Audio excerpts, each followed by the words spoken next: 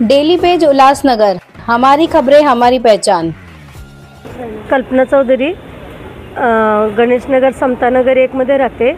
माझी मुलगी दृष्टी चौधरी, तिचं 2022ला रोजे ठेवले होते, त्यामुळे मी तिला थोडंसं नोकटोक केली आणि तिला समजवण्याचा प्रयत्न केला। तेव्हा ते मुसलमान लोक आले आणि बोलले तिला कलमा हे केलं, तिने रोजा ठेवला, तुम्ही तिला प्रेशर नाही देऊ शकत। आणि मुलीने विश्वास दिला की मी असं काही नाही करणार, मी फक्त मैत्रिणीचं ऐकून रोजे ठेवले होते।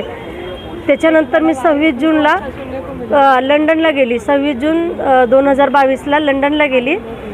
त्यामध्ये मिस्टर, माझा मुलगा केतन आणि माझी सासूबाई सुलोता चौधरी घरी होत्या। त्याच्या माध्यमातून पण 20 ऑक्टोबर 2022ला मिस्टर बँगलोरला गेले त्यांच्या शेटला घेऊन कामाकरिता। आणि 5 नोव्हेंबर 2022ला माझ्या मुलीचं धर्मांतर झालं। आणि त्याच्यावर असं लिहिलेलं आहे की आईवडिलांच्या प्रेझेंटमध्ये मुलीचं धर्मांतर झाले। नंतर आम्हाला हे माहीत नव्हतं की का झालं। 23 तारीख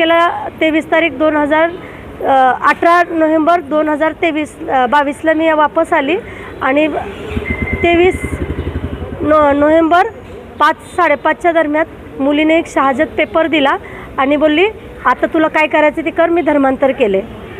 ते पेपर घेऊन मी पोलीस स्टेशनला गेली, पोलिसांना दाखवला आणि ती व्हायरल झाल्यामुळे साऱ्या उल्हासनगरमध्ये झाल्यामुळे मला संघटनेचा सपोर्ट भेटला।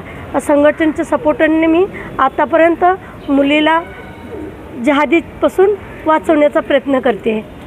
आणि मी भरपूर जागी गेलेली, भरपूर जागी मी माझा उद्देश ठेवलेला आहे की माझ्या मुलीने काय काय केलेलं आणि आमच्याशी काय काय घटना घडतात आहे। आरोपीला अटक करण्यात आलेली आहे, काय सांगायचं? आज आरोपीला अटक करण्यात आलेली, पण आरोपीला शिक्षा व्हावी हीच माझ्या विनंती आहे। का तर आजही माझी मुलगी त्यांच्या ताब्यात आहे, त्यांच्या हिसाबात तिचं ब्रेन चालतो आहे। का तर तिला टॉर्चर केलं जातं की ब्लॅकमेल केलं जातं, कशाबद्दल ती आमच्याशी एवढं वाईट वागते। जी मुलगी कधी आम्हाला तू म्हणून, कधी आई तू करून न बोलणारी मुलगी आज आम्हाला प्रोस्टिट्यूशनचं आरोप लावते किंवा वडिलांना बलात्कार करण्याचा आरोप लावते, भावाला बलात्कार करण्याचा आरोप लावते। हे कशाबद्दल? म्हणजे तिला कुठे ना कुठे टॉर्चर केलं जातं, कुठे ना कुठे ब्लॅकमेल केलं जातं, तेव्हा ते आमच्यावर असे आरोप लावते।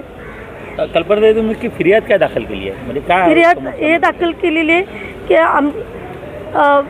27 मार्च चैत्र नवरात्रीच्या दिवशी, सप्तमीच्या दिवशी माझ्या मुलीने आपिता खातून आणखीन एक बाईने मला घरात येऊन मारहाण केली, इस्लाम कबूल करण्यासाठी प्रेशराईज केलं आणि माझा देवारा जाळला, माझ्या मूर्तीवर थुंकून मला फेकून मारली।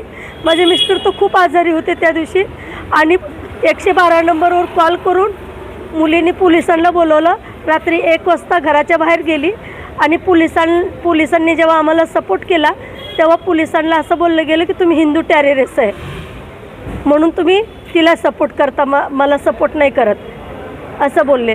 तर पोलिसांनी त्यांना हे सांगितलं की त्यांचं घर आहे तर तू त्यांना का छळ करत आहे, त्यांच्या भावना का दुखवत आहे? तर ते बोलते की आईचा गळा कापला आणि तिचं रक्त निघालं तर माझा अल्लाह खुश होतो। तिचं एवढ्या मात्राने ब्रेन वॉश झालेलं आहे। म्हणजे आज ही मुलगी भरपूर ब्रेन वॉशच्या ह्याच्यामध्ये फसलेली आहे आणि तिला खूप मोठ्या प्रमाणाने इस्लाम लोकांचा सपोर्ट आहे आणि त्यांच्या बळावरती बोलते। तिला कुठे ना कुठे काही ना काही ब्लॅकमेल केलं जातं आहे। ब्लॅकमेल केल्याशिवाय ती एवढी खोटं बोलू शकत नाही। आता तुमची मागणी काय असणार आहे? आता माझी मुलीला तिथून काढायचं आहे मला, कशाही परिस्थितीत मला माझ्या मुलीला ते इस्लामकडून काढायचं। का तर आजच्या टायमामध्ये यशस्वी तिचं शिंदे त्यांची मर्डर झालेली आहे। भरपूर मी घटना बघितली, श्रद्धा वाळकरची घटना बघितलेली आहे, मी श्रेयाची घटना बघितलेली आहे, मी साक्षीची घटना बघितलेली आहे, भरपूर घटना आहेत आणि माझ्याकडे मात्र एक मुलगी आहे। तर मी सर्वांना विनंती करते की माझ्या मुलीला वाचवावं, त्याच्याबद्दल